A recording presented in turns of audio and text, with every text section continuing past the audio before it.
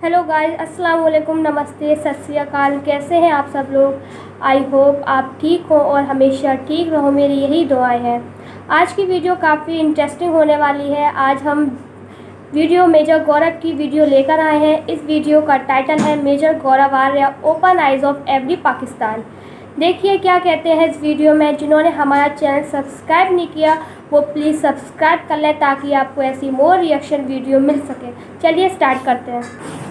ने बोला पाकिस्तान में दहशतगर्द हैं तो मैं झूठा हो गया।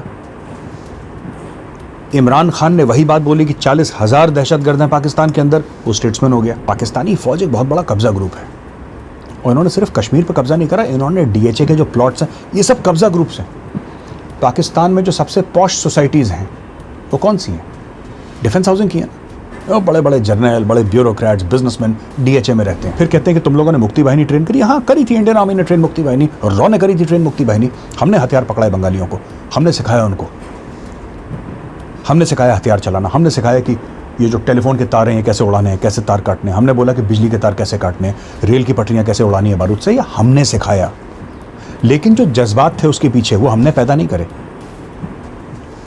India is not responsible for the creation of मुक्ति बाहिनी। मुक्ति बाहिनी बनी है 30 लाख बंगालियों की गर्दन काटने के बाद, 10 लाख बंगाली औरतों के रेप के बाद, तब बनी है मुक्ति बाहिनी। जनरल टिक्का खान ने यह बोला कि मैं बंगालियों की नस्ल बदल दूंगा।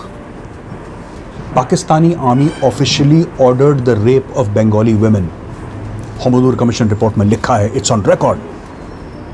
आपके जर्नल ने, जिसको बुचर ऑफ बंगाल कहते हैं, और बाद में वही आपने उसको माथे पे जो चढ़ा दिया, आपको लगा कि ये भी गजनवी और गौरी टाइप का ही है, आपने उसको माथे पे चढ़ाया, उसने जाके वो बाद में बुचर ऑफ बलूचिस्तान बना।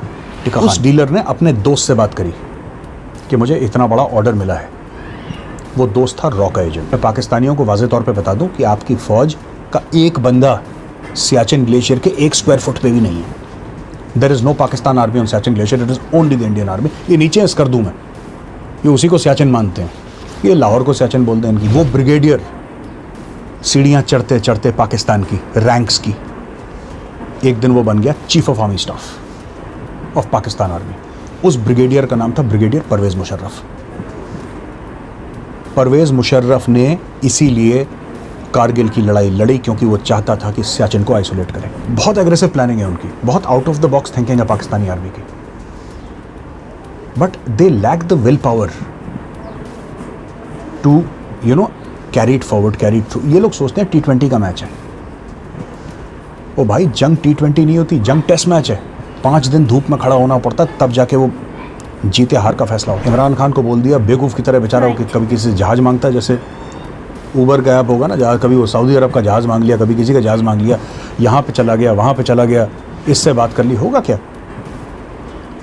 आप कश्मीर कश्मीर कर रहे हैं, कह रहे हैं मैं सफ़ीर बनूंगा कश्मीर का, मैं एम्बेसडर हूँ कश्मीर का। भाई तू पाकिस्तान का एम्बेसडर बन जा पहले। ऐसा नया पाकिस्तान बनाया है वैभव, इतना खूबसूरत पाकिस्तान बनाया है कि 5 से लेकर 2.5 पर आ गई इनकी GDP। दैट्स इट, बन गया नया पाकिस्तान। नया तो उसने नया प्रॉमिस करा था, उसने बेहतर पाकिस्तान प्रॉमिस नहीं करा था इमरान खान ने, उसने नया बोला था।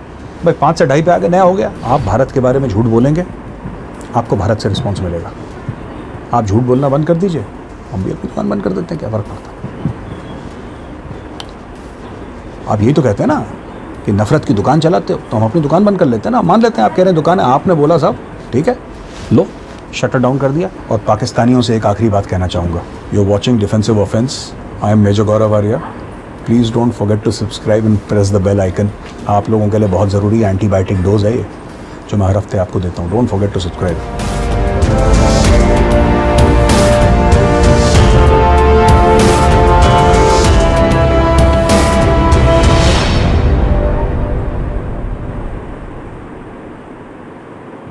वैभव, मुझे काफ़ी पाकिस्तानियों की तरफ से डायरेक्ट मैसेजेस आते हैं, DMs आते हैं, और कुछ जो सवाल वो पूछते हैं, मुझे लगा मैं आज उसका जवाब दे दूं, क्योंकि सवाल तमीज़ से पूछे गए हैं, वो गाली गलौच नहीं करते, कोई गाली गुफ्तारी नहीं है उसमें, कुछ बुरी बातें नहीं हैं, और बड़े अदब के साथ उनको ऐसा लगता है कि, और पूछते भी हैं मुझसे, कहते हैं कि मेजर साहब आप इतना जहर क्यों उगलते हैं पाकिस्तान के ख़िलाफ़, इतना बुरा क्यों बोलते हैं, सवेरे से लेकर रात तक आप कुछ ना कुछ बोलते हैं पाकिस्तान के ख़िलाफ़, हम जानना चाहते हैं वजूहात क्या है।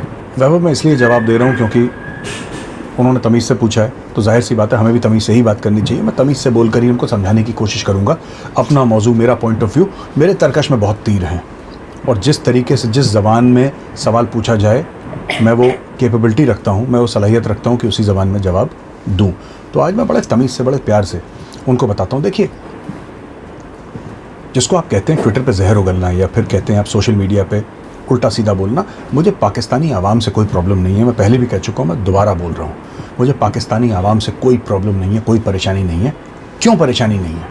मुझे इसलिए परेशानी नहीं है क्योंकि मैं आपको जानता तक नहीं हूँ, मैं आपसे मिला नहीं। जिससे मैं मिला नहीं हूँ, मुझे उससे क्या प्रॉब्लम हो सकती है? खुद सोचिए। मैं जानता नहीं, आपका नाम कुछ भी हो, ABCD आपका जो भी नाम हो, मैं आपको जानता नहीं। दूसरी चीज़ है, मेरी परेशानी जो है पाकिस्तानी डीप स्टेट के साथ है। मेरी जो परेशानी है वो Pakistani army, Pakistani military intelligence, Pakistani ISI और कुछ इनके पॉलिटिकल लीडर्स से है। और वो परेशानी क्यों है मुझे?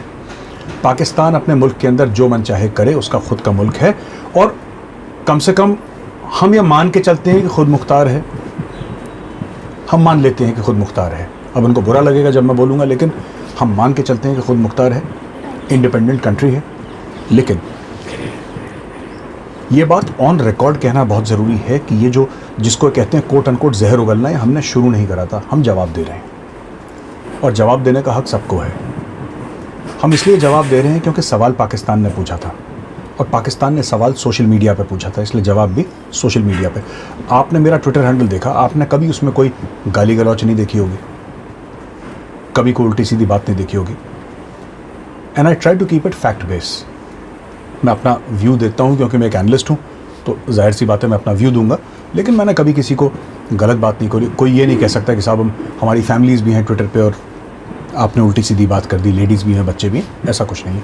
आप मेरा हज़ारों ट्वीट हैं मेरे, आप कोई सा भी ट्वीट देख लीजिए। दूसरी चीज़, ये झगड़ा पाकिस्तान ने शुरू करा, स्पेसिफिकली DGISPR ने शुरू करा। उल्टी सीधी बातें बोलना, झूठे प्रोपेगेंडा के वीडियोस बनाना, ट्विटर पे झूठ बोलना, ये सब DGISPR ने शुरू करा। और जाहिर सी बात है, अगर उन्होंने ये मान ही लिया है कि हम उनके दुश्मन हैं और हमने मान लिया कि वो हमारे दुश्मन हैं, फिर दुश्मन से आप क्या उम्मीद रखते हैं? वो करेगा, कोई बात नहीं, स्वागत है आपका, यू वेलकम, आप करें। हम भी जवाब देंगे, लेकिन उसका भी स्वागत होना चाहिए फिर, क्योंकि कहीं ना कहीं जज्बाती ना होके let's fight a good fight, let's fight a good fight. Pakistan ऐसा क्यों करता है? पाकिस्तान इसलिए करता है क्योंकि सारी जंगें वो हार चुका है।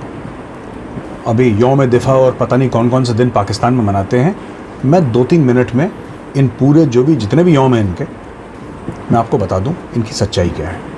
और मैं चाहता हूं कि जो मैं बोल रहा हूं, पाकिस्तानी अपने जर्नलों की लिखी हुई किताबें, उनकी जो अजीम शख्सियत हैं उनकी किताबें, या फिर उनके मौलाना मौलवियों की किताबें, या फिर उनके ब्यूरोक्रेट्स की किताबें, उनके पॉलिटिशियंस की किताबें खुद पढ़ें। मुझ पे यकीन करने की कोई भी ज़रूरत नहीं है। दुश्मन मान ही लिया ना आपने, फिर आप जो आपके बंदे हैं आप उनकी किताब पढ़ें। हम कहते हैं पाकिस्तान में दहशतगर्द हैं, आप कहते हैं मेजर जहर उगल रहा है हमारे ऊपर। कोई दहशतगर्द नहीं है।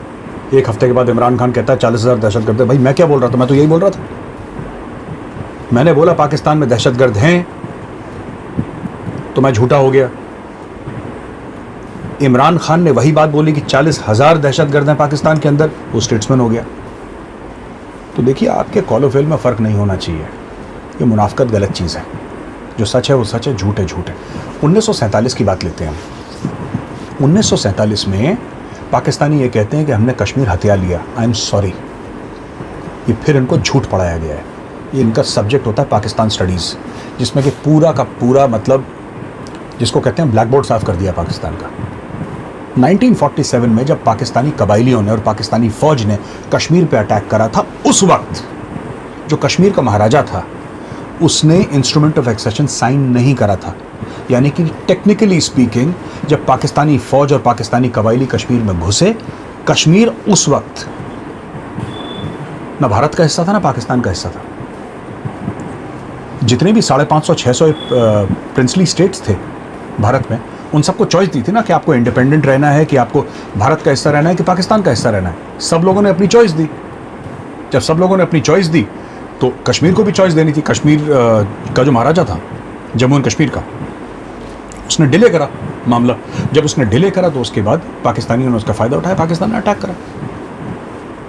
जब पाकिस्तान ने अटैक करा तो महाराजा ने फिर हमसे हेल्प मांगी कि साहब आप हमारी हेल्प करें। इंडिया ने बोल दिया कि हम आपकी हेल्प कैसे करें, आप तो इंडिपेंडेंट रहना चाहते हैं, तो या तो आप हिंदुस्तान का हिस्सा बने। उसने बोला ठीक है। He signed the instrument of accession 26-27 अक्टूबर को इंस्ट्रूमेंट ऑफ एक्सेशन साइन हुआ। इमीडिएटली 1 सिख और 4 कुमाऊं, पहले 1 सिख आई फिर 4 कुमाऊं आई। ये दोनों यूनिट्स थी जिन्होंने लैंड करा और पाकिस्तानियों को पुशबैक करने की कोशिश करी। काफ़ी हद तक पुशबैक भी करा। जहाँ तक पुशबैक करा, जब तक यूनाइटेड नेशंस का सीज फायर अनाउंस नहीं हुआ तब तक पुशबैक करा। जहाँ तक वो पुशबैक कर चुके थे ये लोग, उसको सीज फायर लाइन बताया। 1972 के बाद इसी को लाइन ऑफ कंट्रोल का नाम दे दिया गया। अब आप देखिए, पाकिस्तान ने भी 2 अग्रीमेंट साइन करी थी। पाकिस्तान हर समय कहा 1947-48 यूएन रेजोल्यूशंस, कश्मीर, कश्मीरियों को उनके हकूक़ कौन दिलवाएगा, और भारत ये कर रहा है। ये दुनिया भर के ड्रामे। इनको अपना इतिहास, पाकिस्तानियों को अपनी तारीख खुद नहीं पता नहीं ये क्या पढ़ते हैं स्कूलों में, क्या काम करते हैं लोग, I don't know, but they should be aware कि स्टैंड स्टिल अग्रीमेंट साइन करी थी पाकिस्तान ने। It's on record. आप खुद जाके अपने हिस्टोरिकल रिकॉर्ड्स देखें। आपने स्टैंड स्टिल अग्रीमेंट साइन करी है। आपने खान ऑफ कलात के साथ साइन करी थी। आपने जम्मू एंड कश्मीर के लिए साइन करी थी। आपने वो वायलेट करी, आपने ये वायलेट करी। खान ऑफ कलात के बाद कोई खास फौज नहीं थी, आपने बलूचिस्तान निगल लिया इलीगली। आपने इलीगली गलत तरीके से बलूचिस्तान को पूरा आपने पाकिस्तान में मिला लिया। कश्मीर के साथ नहीं कर पाए क्योंकि यहां पे इंडियन आर्मी अब आ चुकी थी। Jammu and Kashmir including Pakistan occupied Kashmir is an inalienable part of India. वो भारत का हिस्सा है। और क्यों है भारत का हिस्सा, मैं आपको बताता हूं। कश्मीर का नाम आता है ऋषि कश्यप से। ये भारत का हिस्सा आज से नहीं, 5000 साल से भारत का हिस्सा है। पाकिस्तानियों को ऐसा लगता है कि जिस दिन यूनाइटेड नेशंस ने वो साइन करा कि साहब यहां पे प्लेबिसिट हो, और उसकी भी शराइत हैं जिनके बारे में पाकिस्तानियों को कुछ पता ही नहीं है। वो तो कहते हैं जी ऐसा कल करवा लीजिए, जैसे इनके रावलपिंडी में चुनाव हो रहे होंगे। लेकिन इनको यह पता होना चाहिए कि उसकी भी शराइत थी। लेकिन उसके पहले क्या हुआ था आपको जानना ज़रूरी है ना। उसके पहले क्या हुआ था? उसके पहले यह हुआ था कि वहाँ पे ये जो पूरा एरिया है शामिल पीओके, ये भारत का हिस्सा था, जो कि पाकिस्तान ने गलत तरीके से ये अवैध कब्ज़ा जिसको कहते हैं, ये पाकिस्तानी फ़ौज एक बहुत बड़ा कब्ज़ा ग्रुप है। और इन्होंने सिर्फ कश्मीर पर कब्ज़ा नहीं करा, इन्होंने डीएचए के जो प्लॉट्स हैं ये सब कब्ज़ा ग्रुप्स हैं। पाकिस्तान में जो सबसे पॉश सोसाइटीज़ हैं वो कौन सी हैं? डिफेंस हाउसिंग की है। वो बड़े बड़े जर्नल, बड़े ब्यूरोक्रेट्स, बिजनेसमैन डीएचए में रहते हैं। अब मैं इस चीज़ में पढ़ना नहीं चाहता, इसके पीछे हम इसके बारे में हम वीडियो पहले कर चुके हैं। अब मैं आता हूँ, देखिए ये 1947-48 की जंग की हमने बात करी। अब आज 65 की जंग 1965, जिसमें ये यौम दिफा या कुछ ऐसी कुछ मनाते हैं अपना त्यौहार जैसा वहाँ पे पाकिस्तान में, कि हमने लाहौर बचा लिया हिंदुस्तानी से, और हिंदुस्तानी फ़ौज से, काबिज़ फ़ौजों से हमने लाहौर बचा। भाई लाहौर तो बचाया था। लाहौर को क्या परेशानी थी? लाहौर तो बचाया था। आप लोगों ने अटैक करा अखनूर, आप चढ़ दौड़े अखनूर पे। Akhnoor erstwhile Jammu and Kashmir state का हिस्सा है। आप अखनूर पे चढ़ दौड़े क्योंकि आपको ऐसा लगा कि साहब हम कश्मीर फतेह कर सकते हैं। तो अखनूर पे तो लड़ाई हुई, कश्मीर में लड़ाई हुई, लेकिन दूसरा फ्रंट इंडिया ने खोल दिया पंजाब में। तब आप परेशान हो गए कि इंडियन आर्मी की जहरियत है और ये है, बड़ा एग्रेसिव है। एग्रेसिव साहब अटैक आपने पहले करा था। आपके जनरल्स ऑन रिकॉर्ड हैं, आप पढ़ें उनको ज़रा प्लीज़। आप पढ़ें अपने जनरल्स के व्यूज़ कि आपके जनरल्स ने क्या लिखा। 1971 की लड़ाई, ये कहते हैं कि साजिश हुई, सकूत ढाका की बात करते हैं कि साहब बड़ी साजिशें करी हैं और भारत ने, और भारत ने प्लॉट करा, प्लान करा। अगर आपने हमें दुश्मन मान लिया है तो मेरा काम है साजिश करना आपके खिलाफ, और आपका काम है हमारे खिलाफ साजिश करना। तो आप मुझसे क्या तवक्को रखते हैं? और दूसरी चीज़, हर एक साजिश का एक बेस होता है, हवा में साजिशें नहीं होती। अगर आप ये कहते हैं कि भारत ने साजिश करी है, हवा में साजिशें कभी नहीं होती वैभव।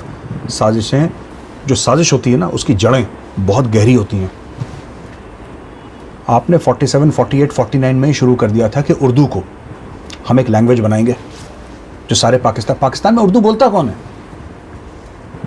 इनको उर्दू बोलने की तमीज़ नहीं है। मैं आई वॉच पाकिस्तानी टेलीविजन, जो यूट्यूब में जितना आता है, इंडिया में तो आती नहीं है। मैं देखता हूँ इनको, इनका प्रोनाउंसिएशन ख़राब है उर्दू का। They speak with a very heavy Punjabi accent. आप क्या कर रहे हो?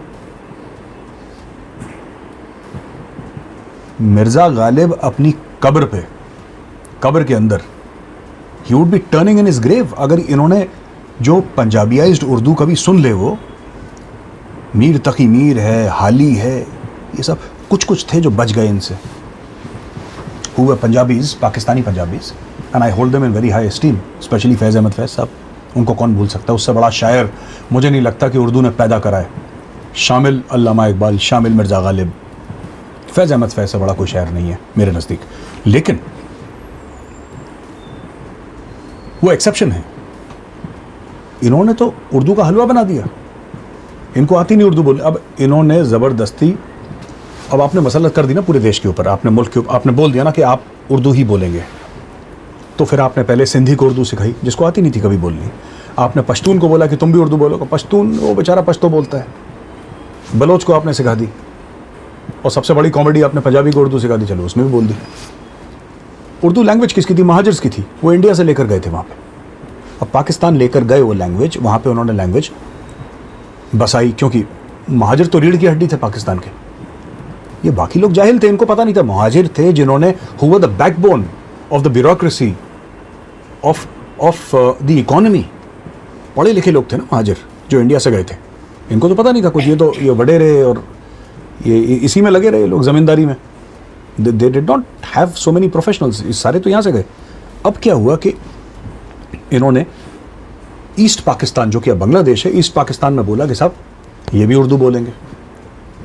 और ये तब की बात है, जिन्ना साहब गए थे अपनी तकरीर करने के लिए, तब वहां पे ऑब्जेक्शन हुआ था। जिन्ना साहब के सामने ऑब्जेक्शन हुआ था।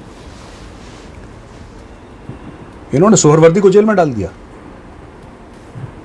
वैभव बहुत कलाकार लोग हैं। इन्होंने क्या करा कि वहां पे बोला बंगालियों से कि तुम उर्दू बोलोगे। बंगालियों ने बोला साहब हमारी जो तहजीब है वो हजारों साल पुरानी है। Bengalis talk about Rabindranath Tagore, they talk about Nurul Islam. Across the border, East Bengal, जो पुराना ईस्ट बंगाल, जिसको अब दैट एरिया ना, विच इज़, वो बहुत पहले पार्टीशन हो गया था। ये वेस्ट बंगाल तो हमारा है, वहाँ पे जो अब बांग्लादेश है, ईस्ट पाकिस्तान, उनकी तो हज़ारों साल पुरानी तारीख है। आपने हज़ारों साल पुरानी तारीख को आपने बिल्कुल बोला कि नहीं साहब ये कैंसिल है, सब अब से तुम उर्दू बोलोगे। बंगाली भड़क गए। प्लस अगर मुजीबुर रहमान की एब्सोल्यूट मेजॉरिटी आई थी अपने एरियाज़ में, या उनकी सिंपल मेजॉरिटी भी आई थी पूरे पाकिस्तान में, तो Mujibur Rahman should have been made the prime minister. Democracy तो यही कहती है। जुल्फ़िकार अली भुट्टो को पसंद नहीं है ये बात। वो वर्ड्स भी ऐसे बोलते हैं ना, ये ज़बान भी ऐसे बोलते हैं, भूखे नंगे बोलते हैं ऐसा बंगालियों को। That's the way they speak about Bengalis. छोटे काले, ये क्या करेंगे, इस तरीके से गलत बातें बोलते हैं। फिर कहते हैं कि तुम लोगों ने मुक्ति बाहिनी ट्रेन करी। हाँ करी थी, इंडियन आर्मी ने ट्रेन मुक्ति बाहिनी, और रॉ ने करी थी ट्रेन मुक्ति बाहिनी। हमने हथियार पकड़ाए बंगालियों को, हमने सिखाया उनको, हमने सिखाया हथियार चलाना, हमने सिखाया कि ये जो टेलीफोन के तार हैं ये कैसे उड़ाने हैं, कैसे तार काटने हैं। हमने बोला कि बिजली के तार कैसे काटने हैं, रेल की पटरियाँ कैसे उड़ानी है बारूद से, या हमने सिखाया। लेकिन जो जज्बात थे उसके पीछे, वो हमने पैदा नहीं करे। India is not responsible for the creation of मुक्ति बाहिनी। मुक्ति बाहिनी बनी है 30 लाख बंगालियों की गर्दन काटने के बाद, 10 लाख बंगाली औरतों के रेप के बाद, तब बनी है मुक्ति बाहिनी। ऑन रिकॉर्ड हैं पाकिस्तान के बड़े फेमस जर्नलिस्ट हैं, कॉलम निगार हैं, मैं उनको बहुत फॉलो करता हूँ, हसन निसार साहब। और उन्होंने बोला नाजायज़ बच्चे, लाख से ज़्यादा नाजायज़ बच्चे पैदा हुए। वो औरतें जिनके साथ रेप हुआ, प्रेग्नेंट वुमेन के पेटों में आपने बैनट मारे, वो सब, ये मैं नहीं बोल रहा, मैं पाकिस्तानियों से रिक्वेस्ट करूंगा कि आपकी रिपोर्ट है हुमदूर कमीशन रिपोर्ट, आप पढ़ें उसको, अपने जज की रिपोर्ट पढ़ें। हमें छोड़ दें, हम तो इंडियंस हैं ना, हमारी बात छोड़ें, आप अपनी बात करें। अपने जर्नलों की किताब पढ़ें कि आप लोगों ने क्या करा बंगालियों के साथ, फिर आप कहते हैं हमने मुक्ति वाहिनी बना दी। आप किसी के हाथ में हथियार पकड़ा सकते हैं, ट्रिगर दबाने का जज्बा उसके दिल में होना चाहिए। वो जज्बा कहां से आया? मुक्ति वाहिनी उन औरतों की चीखों से बनी है। वो जो 30 लाख बंगाली जब मर रहे थे, वो जो औरतें रेप हो रही थी, उनकी बद्दुआएं थी। इसलिए ईस्ट पाकिस्तान आज बांग्लादेश है, ये सच है। जनरल टिक्का खान ने क्या बोला? जनरल टिक्का खान ने यह बोला कि मैं बंगालियों की नस्ल बदल दूंगा। Pakistani army officially ordered the rape of Bengali women. Hamoodur commission report में लिखा है, इट्स ऑन रिकॉर्ड। आपके जर्नल ने, जिसको बुचर ऑफ बंगाल कहते हैं, और बाद में वही आपने उसको माथे पे जो चढ़ा दिया। आपको लगा कि ये भी गजनवी और गौरी टाइप का ही है, आपने उसको माथे पे चढ़ाया, उसने जाके वो बाद में बुचर ऑफ बलूचिस्तान बना, टिक्का खान। तो इनके हीरोज ऐसे हैं पाकिस्तान में। टिक्का खान ने पूरा साफ कर दिया मामला वहां पे, ऑपरेशन सर्चलाइट। रात को बंगालियों के घर में घुस घुस के उनको मारा। Pakistani general, I think it was tikka Khan only, if I am not mistaken, Pakistani officers को लेक्चर दे रहा था और बोल रहा था अब मैं आ गया हूं, अब मैं बंगालियों की नस्लें बदल दूंगा। एक बंगाली अफसर था उसमें, क्योंकि ईस्ट और वेस्ट पाकिस्तान एक ही थे, उसमें बंगाली ऑफिसर्स भी थे। और उस बंगाली ऑफिसर ने जब सुना कि ये हमारी औरतों के बारे में ऐसी बुरी बात कर रहा है, उसके पास पिस्टल थी, वो गया एक कमरे में, उसने पिस्टल निकाली, अपने सर पे रखी और उसने ट्रिगर दबा दिया। उसने खुदकुशी कर ली उस बंगाली अफसर ने। ये ऑन रिकॉर्ड है। एक पंजाबी अफसर है, मुझे उसका नाम याद नहीं है, और मैंने ढाका डूबते देखा, उसने किताब लिखी है जिसमें वाकया है। तो ये जो भी मैं बातें कह रहा हूं, आप खुद के जो आपके जर्नल हैं, खुद के आपके आला अफसर हैं, खुद के ब्यूरोक्रेट्स हैं, उनकी ज़बानी या कहानी सुनिए। अब हम आ जाते हैं 1999 कारगिल पे। कारगिल की स्टोरी क्या है? मैंने टीवी शो भी करी थी उसके ऊपर। मैं फिर से एक बार, ये पाकिस्तानियों को जानना ज़रूरी है कि कारगिल क्यों हुआ। इनको लगता है कि कश्मीर हमारी शहर आ गई। ये डायलॉग जो उनको बचपन से सिखाते आ रहे हैं ना, जहर घोलते आ रहे हैं इनके रगों में, कश्मीर हमारी शहर आ गए और हम ये कर देंगे वो कर देंगे। कुछ इनके कख इनके बस का नहीं है। कारगिल की वजूहात सियाचिन ग्लेशियर थी और उसका सराउंडिंग एरियाज, ये काराकोरम, नुब्रा वैली और इधर सियाचिन है।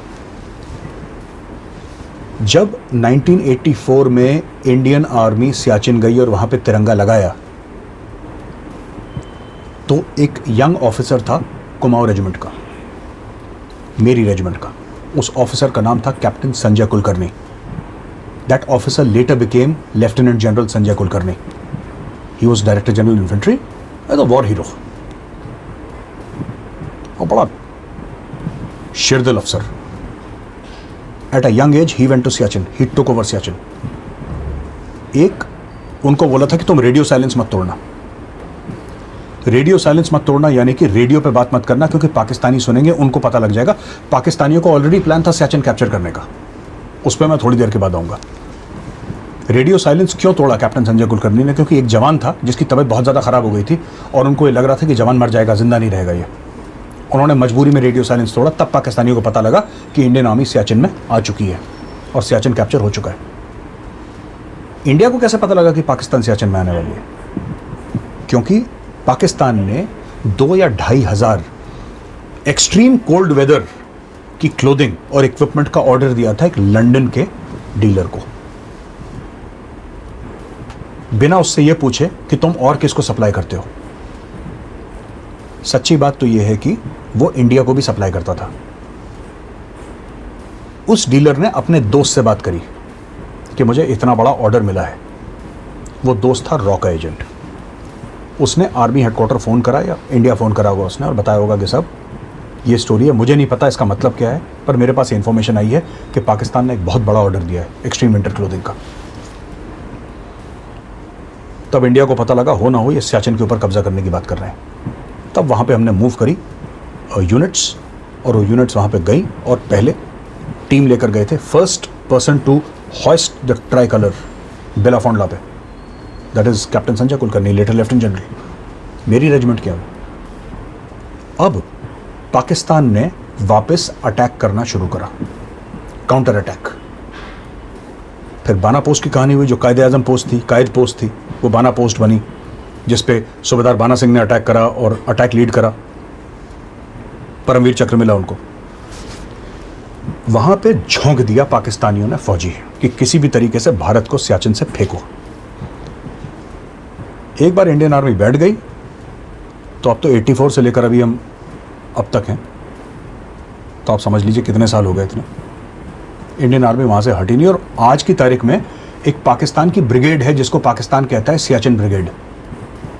मैं पाकिस्तानियों को वाज़ेह तौर पे बता दूं कि आपकी फौज का एक बंदा सियाचिन ग्लेशियर के 1 स्क्वायर फुट पे भी नहीं है। There is no Pakistan army on Siachen glacier, it is only the Indian army. ये नीचे अस्कर दूं मैं, ये उसी को सियाचिन मानते हैं, ये लाहौर को सियाचिन बोलते हैं, इनकी क्या। अब वो ब्रिगेड कमांडर था जिसको एक काम दिया चीफ ऑफ आर्मी स्टाफ ने कि तुम हटाओ किसी भी तरीके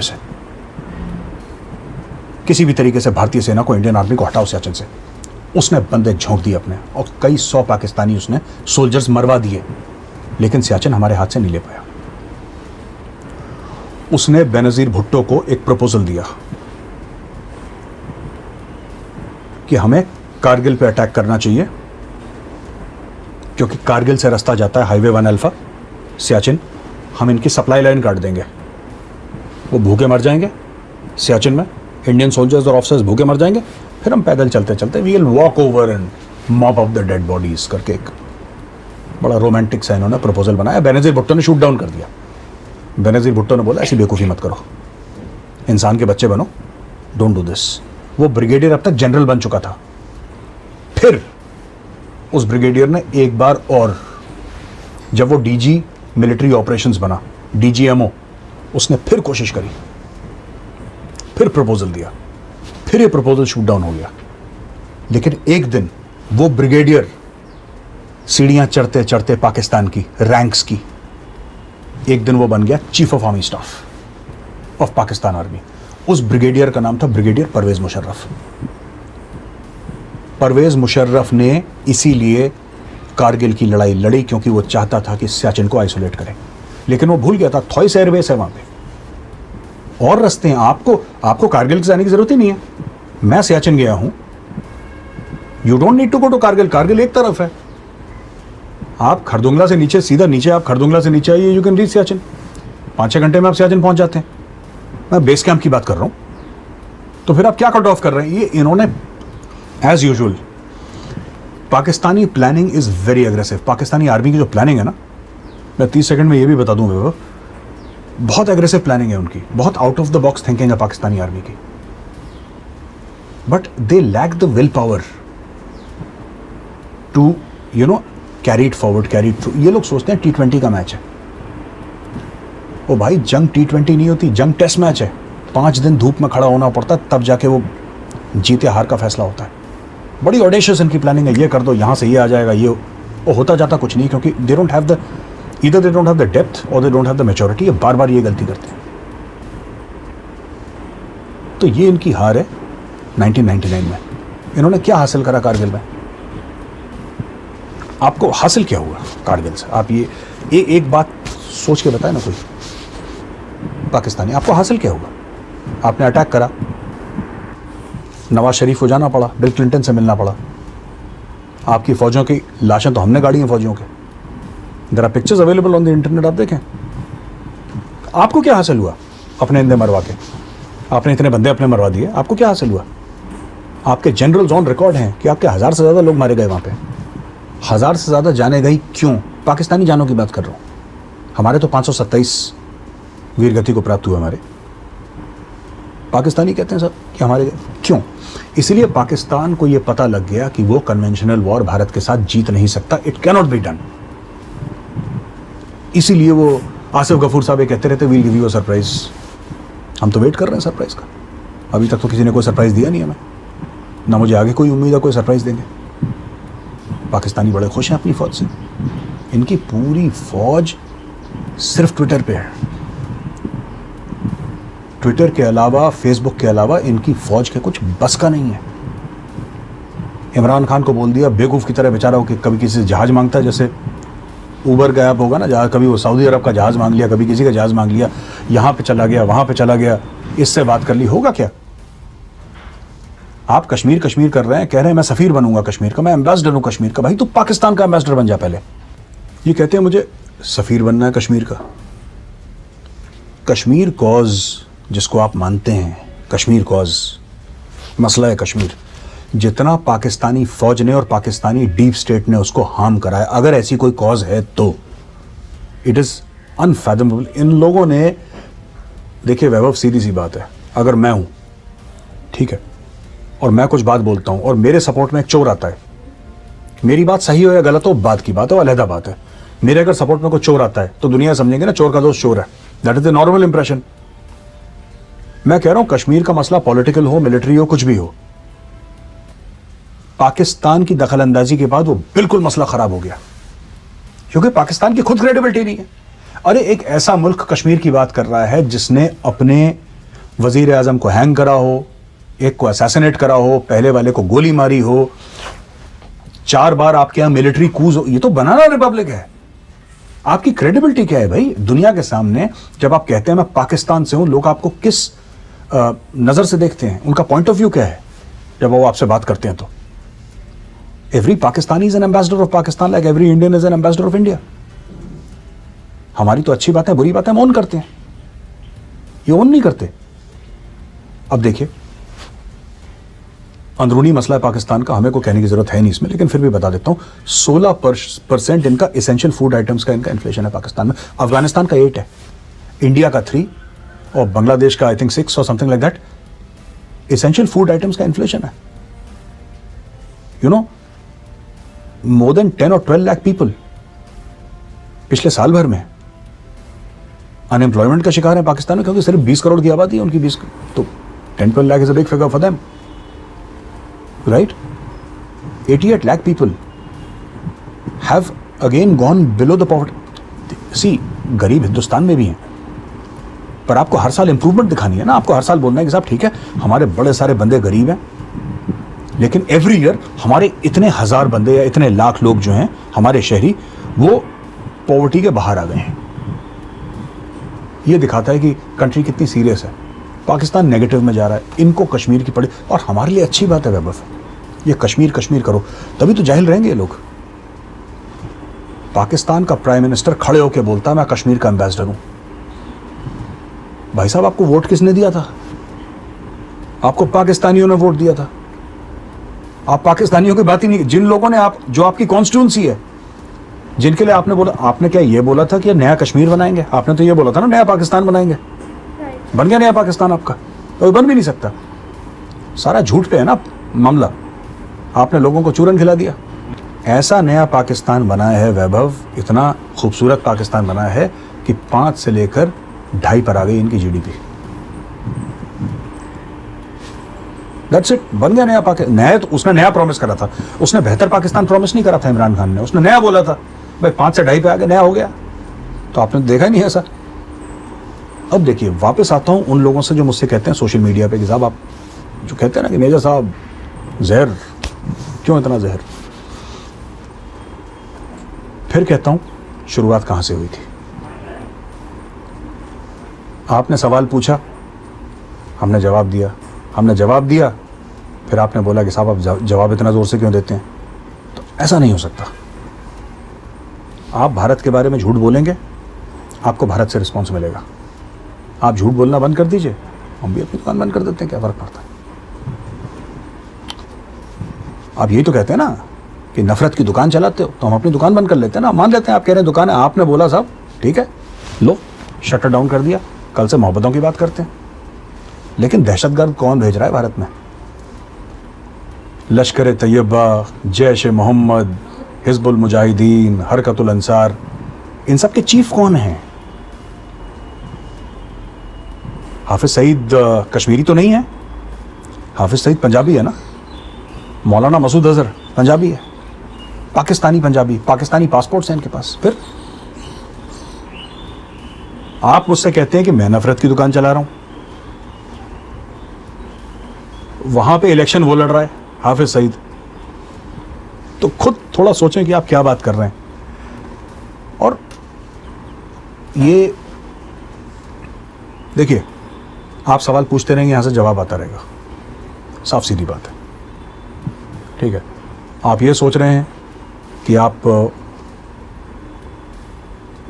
मेरे ट्विटर के अकाउंट को आप रिपोर्ट करेंगे, मास रिपोर्ट करेंगे, आप मेरे ट्विटर के अकाउंट को आप उसको सस्पेंड करवा देंगे कुछ समय के लिए। डिफेंसिव ऑफेंस का अकाउंट है, वैभव सिंह का अकाउंट है, आपने परमानेंटली सस्पेंड करवा दिया। इससे होगा क्या? खुद अपने दिल से पूछिए, इससे होगा क्या? हम लोग बनाते हैं कंटेंट, ये जो रिकॉर्ड हो रहा है कैमरा के सामने रिकॉर्ड हो रहा है। क्या हुआ? आपने डिफेंसिव ऑफेंस का अकाउंट बंद करवा दिया, मुबारक हो आपको। फिर क्या होगा? ये कैमरा भी बंद हो जाएगा क्या? आपने वैभव सिंह का हैंडल बंद करवा दिया, तो मैं कहना चाहता हूं तुम कितने हैंडल मारोगे? हर घर से हैंडल निकलेगा। ये इसका कोई अंत नहीं है, ये चलती रहेगी चीज़। आप ट्विटर पे रोकेंगे, ये चीज़ फेसबुक पे जाएगी, फेसबुक पे रोकेंगे, ये यूट्यूब पे जाएगी, इंस्टाग्राम पे जाएगी। और अगर आप सब कुछ रोक देंगे, आप कैमरा तो रोक नहीं सकते। हमारे कितने लोग हैं, बॉलीवुड सेलिब्रिटीज़ हैं, क्रिकेट के सेलिब्रिटीज़ हैं, जिनकी ट्विटर फॉलोइंग इमरान खान से कहीं ज़्यादा है। किसी को बोलता लिंक ट्वीट कर दो, मटेरियल पहुंचना है ना, कंटेंट पहुंचना है, कंटेंट कैसे भी पहुंच जाएगा। इसको रोकने का आपके पास कोई तरीका नहीं है। There is no way you can win. आप कोशिश कर लीजिए। हमारा मुल्क 130 करोड़ का है। आप जरा आंख बंद करिए अपनी, मेरे पाकिस्तानी भाइयों बहनों, आंख बंद करिए और सोचिए, जरा एक फिगर अपने दिमाग में लाइए। 130 करोड़, एक छोटा सा चूहा और उसके बगल में एक बहुत बड़ा हाथी बैठा है। अब आपको कंपैरिजन पता लग जाएगा। जितनी आपकी टोटल पॉपुलेशन है ना, उतने हमारे बच्चे प्राइमरी स्कूल जाते हैं। तो इसके पहले कि आप ये सोचें कि ट्विटर वोटर ये सब छोटी चीज़ें हैं, ट्विटर सिर्फ एक जरिया है, ट्विटर रास्ता है, मंजिल कुछ और है। किसी और को हम ये रिकॉर्ड करके 10 पेन ड्राइव लेके अपने 10 दोस्तों को बोल देंगे कि आप अपने यूट्यूब चैनल में डाल के आप ट्वीट करिए। आप रोक लेंगे क्या? जश्न मनाना है मना लीजिए। दूसरा वीडियो आ रहा है।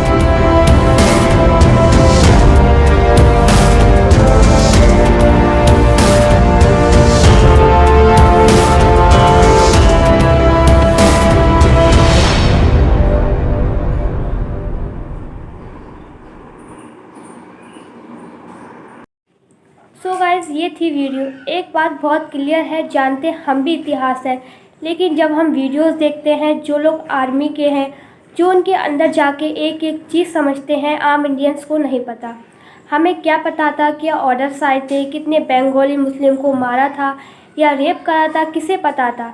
आप पॉपुलिस्तान सुनो, आपके खुद लोगों का रिपोर्ट है कि आज भी आपको कंट्री में मौजूद है। पढ़ो और फिर सोचो क्या बोलते हैं। और जो ये हिस्ट्री समझ में आई है ना, अब समझ में आया कौन सी हिस्ट्री आई है। क्या पढ़ते हो तुम लोग? एक्चुअली समझ नहीं आता गुस्सा किस पे करें, तुम्हारे वो चैनल पे जो मर चुके हैं या नहीं, या तुम लोगों पे। आज की जनरेशन को समझना चाहिए। पढ़ते हो, इंटरनेट अवेलेबल है, नेट अवेलेबल है, लोगों को देख रहे हो, फिर भी सिंपल सा है, अगर आप प्यार बांटोगे प्यार मिलेगा, जैसे मेजर साहब ने बोला, मोहब्बत बांटोगे जैसे मोहब्बत मिलेगा। अगर गलत चीज़ें बोलोगे, सोचोगे, डेफिनेटली उसका भी आंसर इंडियन देना चाहता है। अपनी ऐसे ही मोर वीडियोस पाने के लिए प्लीज़ हमारे चैनल को सब्सक्राइब करें, लाइक एंड शेयर ज़रूर करें। Thank you.